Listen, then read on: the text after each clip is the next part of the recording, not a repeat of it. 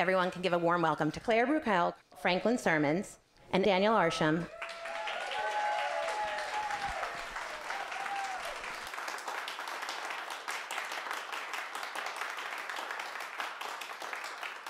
Hi, Franklin, how are you? Good, hi, how are you? We're doing very well, thank you. Just so you do know, you have a room of about 100 guests staring at you at the moment, and we're welcoming you to Miami. Thank you.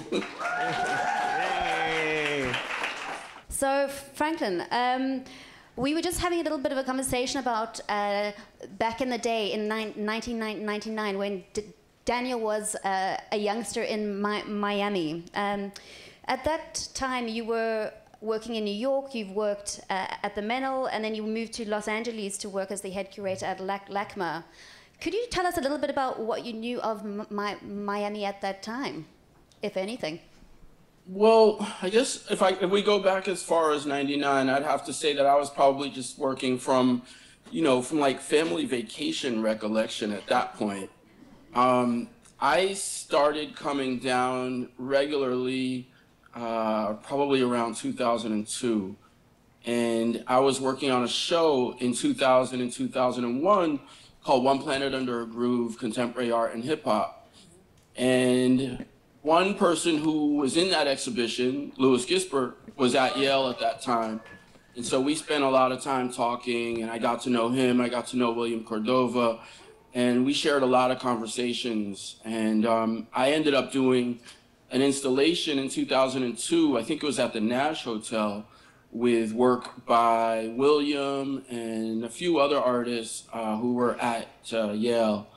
And really, that was sort of a foundational moment for me in terms of being in that space and thinking about Miami as like, as a sort of cultural construct, like probably a lot of the kind of ways that Daniel would have been thinking about it.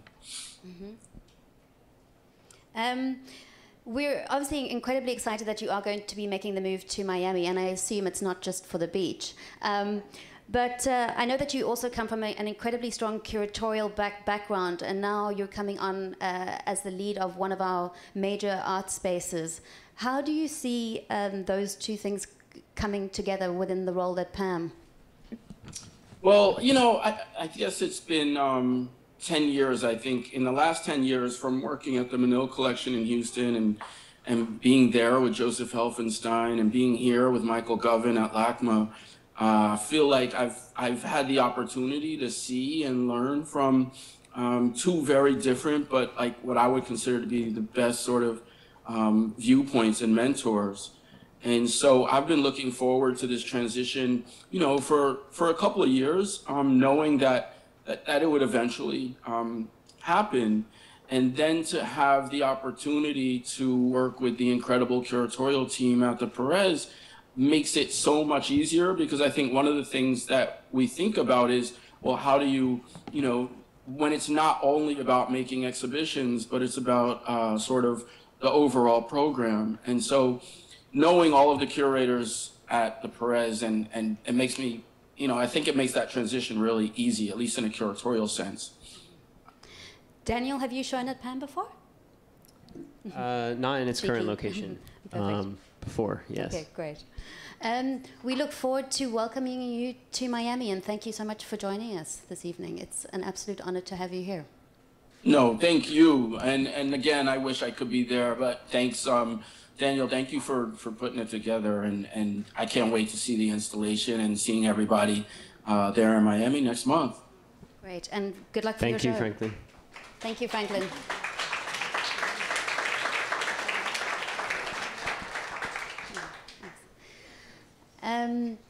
We now have the privilege of handing it over to you, Daniel. We've spoken very briefly about your first few works, your work at the house. I know that you have done a prolific amount of work since then, so I'd love for you to take the opportunity to run us through some of it. Sure. Can we bring up that other... This piece we just call Black.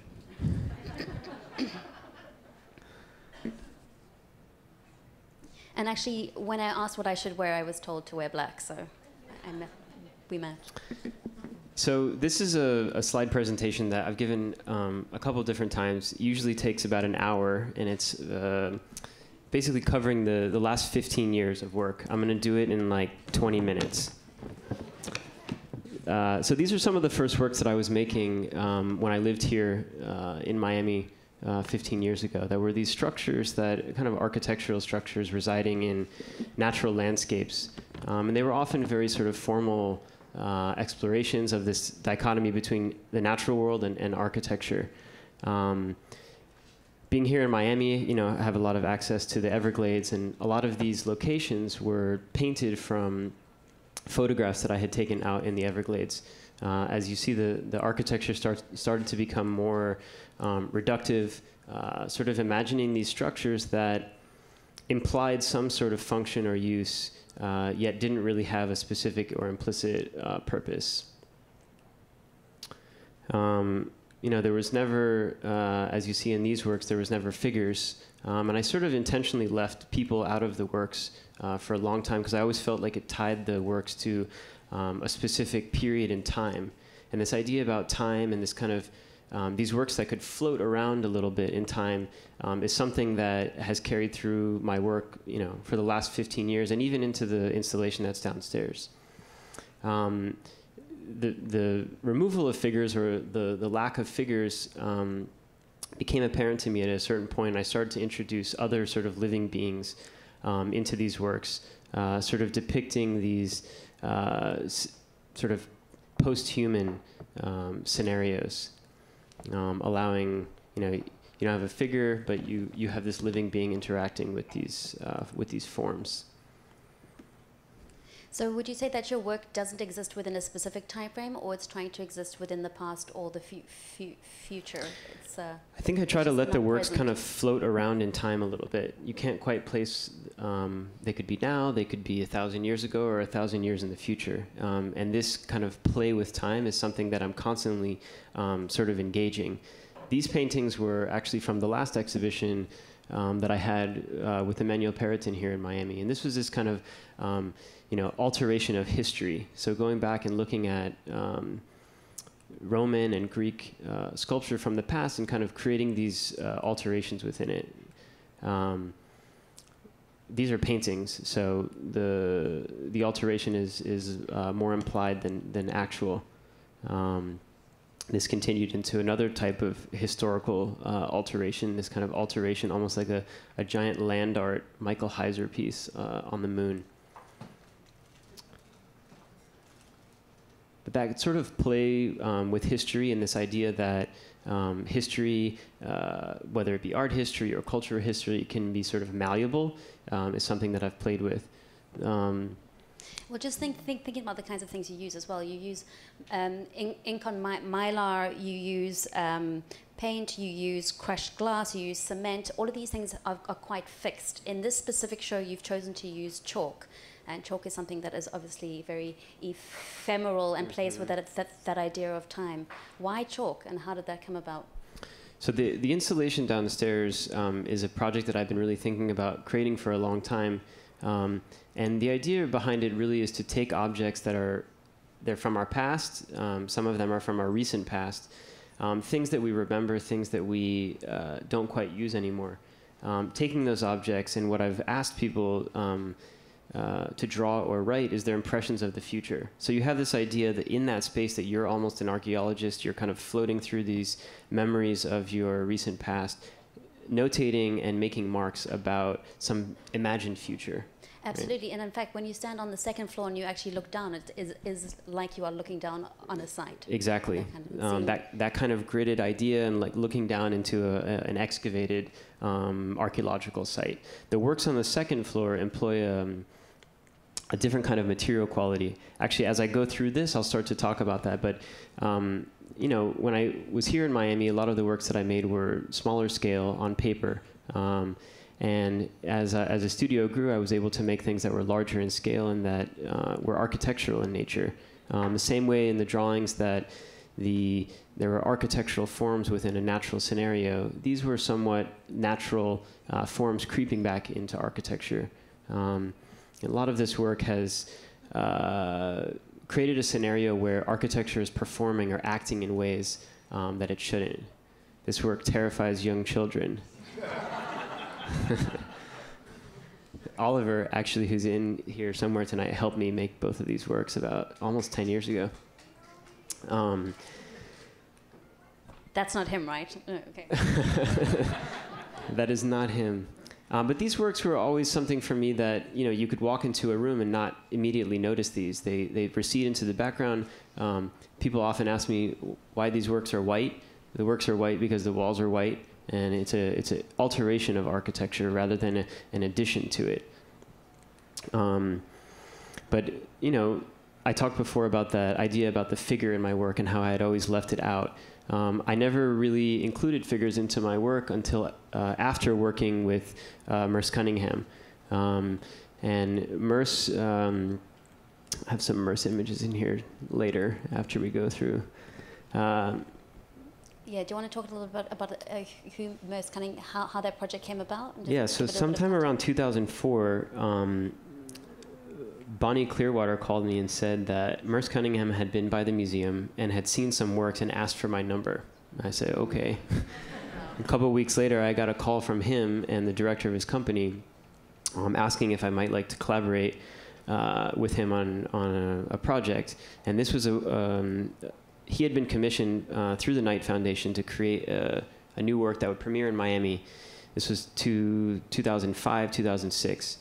I had never made a work for stage before. Of course, I knew who Merce was, but was not familiar with his dance. I'd never even been on a stage before. And he had a very particular way of working, which was he would create his choreography. An artist would make the set, and a musician would make the score. But none of us knew what the other one was doing. You just throw it together and see what happens, which was both amazing and sort of terrifying. When I met him, I was 24. He was 84. So there's 60-year difference in time.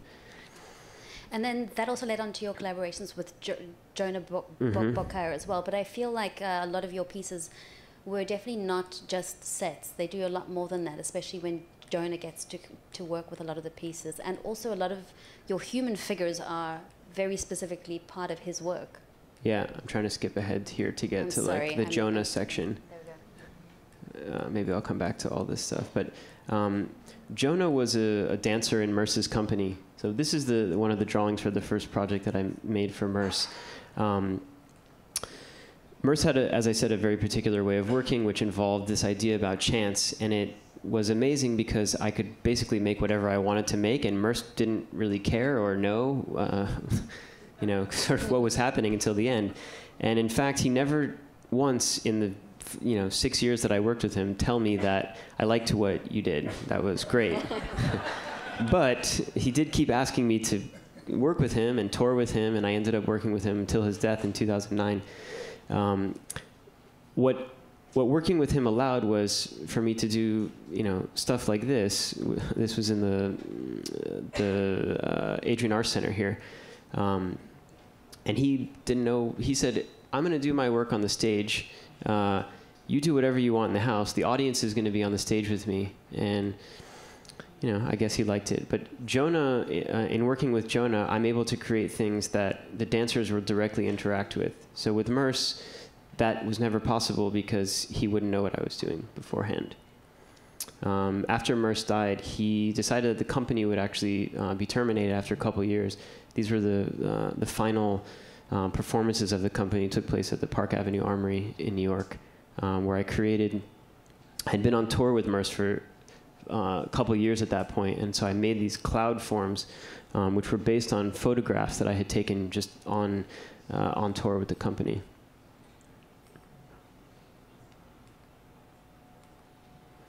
So this is a work with Jonah. This work was actually performed here at the Arsh Center as well, 2011 maybe. But you can see how this type of work would have never been possible with Cunningham. And I assume the two of you actually worked together on the piece. Yeah, Jonah really likes this idea that, he can break things on set, and he likes this idea that the sculpture that's made or the objects that are present on stage in some ways motivate the movement. So there are works that we've made that use thousands of ping pong balls or a giant roll of paper. This work was also at Arsh. Did anyone see this at Arsh a couple years ago? Yes, couple people. But this work starts out with get a star. Well done. with a giant roll of paper, and through these different movements, Jonah manipulates the paper. Becomes this kind of very simple, very ethereal sort of work. I saw your piece in New York a few weeks ago, and Jonah was explaining to me, and please forgive me, that the piece that you had created was a life-scale human figure made of something incredibly unique. And Selenite crystal. What is that? So if you go down here in the exhibition downstairs, so the first floor, all of the objects are made of chalk. On the second floor, there's a number of works which are actually made of geological materials. So as I've been making these sort of fictional archaeological works, is the way that I'm thinking about them, I'm taking objects from our past and almost projecting them into the future. The exhibition that I had here last year at Locust included a range of geological materials from volcanic ash to crystal. And part of the intention with that is that these works, I'm not taking a guitar and painting it to look old, right? There's no trompe-l'oeil effect there. It's actually made of a geological material, which you could, in some ways, that has a kind of truth quality about it, right, in relation to that. And so the recent works with Jonah have involved figures made of these geological materials, almost in reference to Pompeii, right? This was the work with all the ping pong balls. And Jonah has also often performed, this is Jonah here on the right, in relation to some of the figures.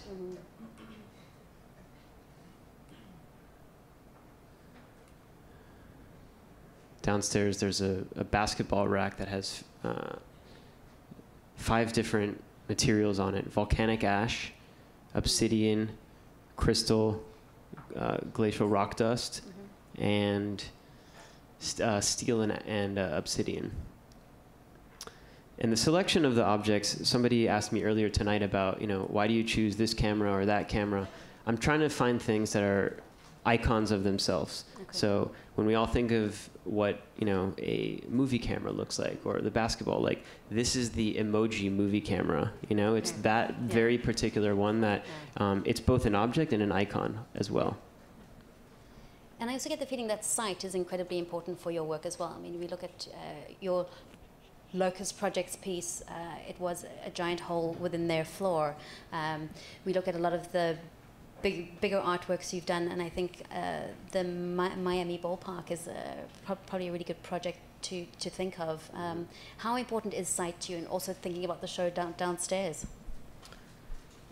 I mean, architecture is something that I think a lot about, and also the experience of moving through a space can sometimes be as important as what's in it as well, right? How you enter it, what your experience is like while you're in there, how you're told to engage or interact with the objects. And oftentimes that kind of thing can be overlooked. And I learned a lot of that in working with Merce in terms of directing people's experience of something. So, you talk about the exhibition downstairs, the way that it's structured, if you go in there tonight, I'm not having that many people in there at a time. I'm trying to keep it more of a controlled experience, and then looking down into it after you're in it really feels like you have just emerged from this archaeological site. I also know that your collaborations with Snarkitecture is really looking specifically at how to mess with space in a way. Yeah, Snarkitecture has really been a way for me to really, we like to say, it causes architecture to do things that it's not supposed to do, right? Create experiences in which existing materials or spatial scenarios have been altered in a way that cause you to rethink them, right? Perfect example, a couple years ago, we did the entrance pavilion for Design Miami. And basically, we didn't add anything to that site. All of the materials that we used for that project were already there. What we did is we took there were some photos of it here earlier. We took the tent material It's a very banal, boring white tent that you see hundreds of during December here, and created inflated tubes out of it to create this kind of topographical landscape. So when you can take something that people already know, that they have a familiarity with, that they're used to acting in a certain way, and transform that, that can be a uncanny experience. It can be a transformative experience as well, right? These pieces are made of broken glass that was sourced from buildings that had been demolished. Sorry. All of the figure works. This projector is made of solid volcanic ash. And the origin, really, of these archaeological or fictional archaeological works for me came after a trip that I made in 2010 to Easter Island. And this was, I was there making paintings of the Moai statues, and I was there for a much longer period than most people visit the island for. So I really got to engage with the people as well as archaeologists who were working on the island. And one of the most curious things that I found there was in a site that they were excavating, actually in this site, which was a statue that had been previously excavated. They found things around the site that previous archaeologists had left, and they were treating them the same as they were the original object. So there was this very strange confusion of time where you look at these two things. Right now they're separated by 100 years' time, but in 1,000 years from now, the time difference between them is much more minute. And that sort of broad, that was the end of the slideshow anyways. I guess we're not going to see the board. That sort of broad view of time and really of history is something that I've tried to bring into the work. How are we doing for time, guys? Should we hand it over to Q&A? Great. We've hit our half an hour.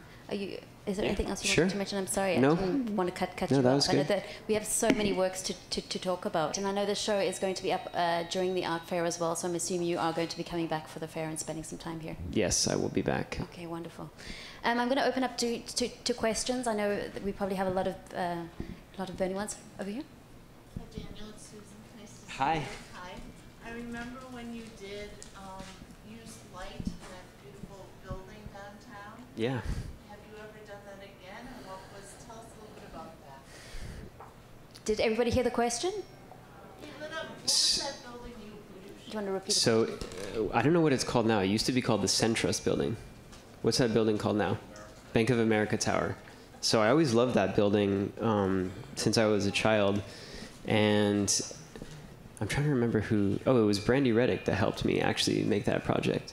I proposed to her that I wanted to create basically like this beacon, create like a very large artwork in the most simple way possible. So, you know, if you see that building at night, it's lit up. And I went there with about 100 volunteers who, in tandem, covered and uncovered the lights to the building. So it looked like this giant flashing beacon, you know, it was a very simple way to create a gesture that could be seen for, 20 miles. Yeah. Thank you. We have a question at the back there. You've spoken a lot to the source material, but not necessarily to the getting from the source material to the, pulverization of the material to cast as you will. So does the different materials have different process with regard to which you make the source material for your castings, or is that played into the art of itself? So the main materials that I've worked with are, they're geological materials. They're also, not everything that I tried worked. A lot of the stuff, there's no sort of rule book for casting volcanic ash. So I had to kind of make that up as I went along. And not every material worked. So I settled on those 5 materials.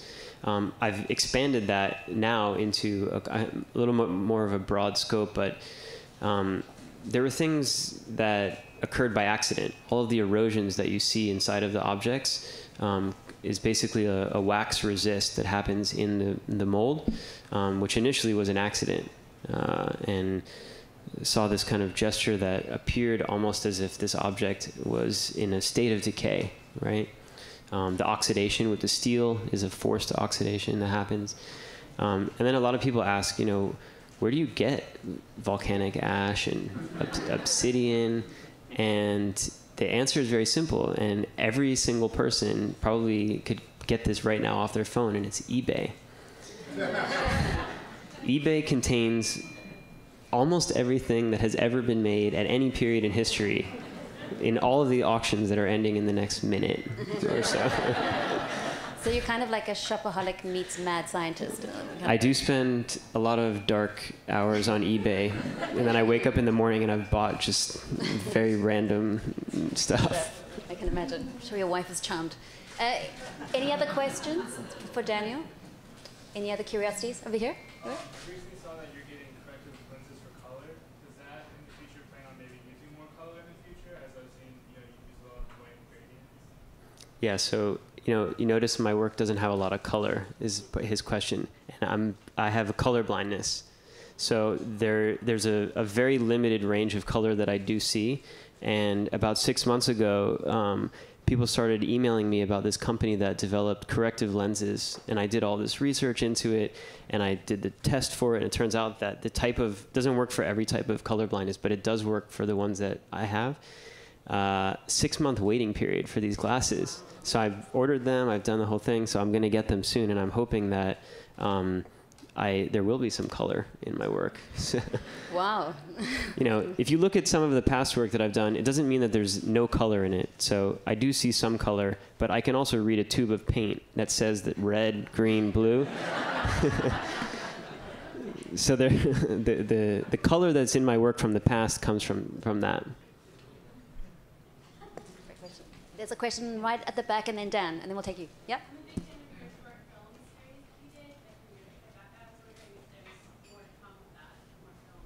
Any more films? Yeah, so the Future Relic film, which is it's actually a 9-part film that I've been making. I premiered 3 sections of it, the last one at Tribeca Film Festival last April. And the 4th section is going to come out in Miami during Basel. Dan Mikesell, you had a question? Can you talk about a piece or something you tried to do but were unable to do it, and how it affected you? Well, that's a loaded question. Almost every single thing that I've tried to do has not worked the first time. I mean, a lot of the works, especially in scale, part of the reason why I started Snarkitecture was because I was making all of these projects that intervened in architecture and transformed architecture, and this was all great and good when I was doing this in a museum or a gallery. I was commissioned to do a large project in Los Angeles in 2006 that was in a public space, and I did the presentation, and the client who was buying it said, "This is great, I love it." And then the architect of the project calls me and he said, "There's absolutely no way you're doing this. It breaks every building code that we have, and it's not going to last." And so I hired an architect, and I made that project. It looks very similar to the original proposal, but meets those requirements. And that sort of manipulation on occasion of work to meet those types of standards, or the standards of history, right? Of lasting. The things downstairs, they look like they're eroding, but I don't actually want them to continue doing that.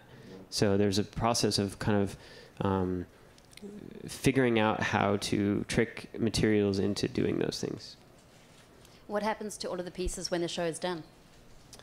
So the chalk objects, I hadn't ever done this in this scale before, so when I was making these in the studios, we all thought that, the work's all going to disintegrate, which maybe if, 1 million people came here, it would, but it's actually more resilient than I anticipated. So it'll get eroded and destroyed over time. So that's an invitation for you all to go to the wild, which is great. Do we have any other questions? Should we take one more? Anybody? Questions? No, that's it. Thank you so much for joining us this evening.